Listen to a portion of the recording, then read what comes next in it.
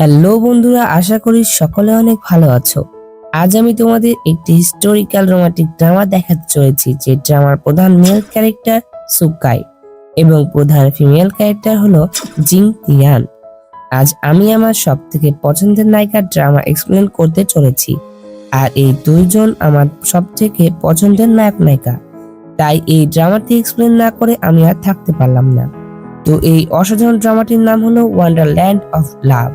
ড্রামাটির মোট এপিসোড 40টি। তো ড্রামাটিতে আমাদের দেখানো হয়েছে সম্রাটের নাতি লিনি এবং কুই পরিবারের একমাত্র কন্যা কুই লিনের গল্প। লিনি সম্রাটের নাতি হওয়ার সত্ত্বেও তার সম্পত্তি বা রাজ্যের প্রতি কোনো লোভ লালসা ছিল না। সে সাধারণ জীবনযাপন করতে পছন্দ করত। লিনির বাবা তাকে মোটেও পছন্দ করত না। লিনি সীমান্ত পাহারা দিত। লিনি তার পরিচয় গোপন করে রাখে, আর অন্যদিকে কুইলিনও তার পরিচয় গোপন করে লেফটেন্যান্ট হি হিসেবে ছদ্মবেশ ধারণ করে। তারা যুদ্ধক্ষেত্রে অনেকবার একে অপরের সাথে পথ অতিক্রম করেছিল।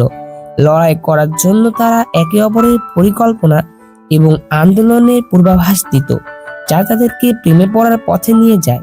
তো এমনই এক রহস্যময় ঘটনা নিয়ে এই ড্রামাটি।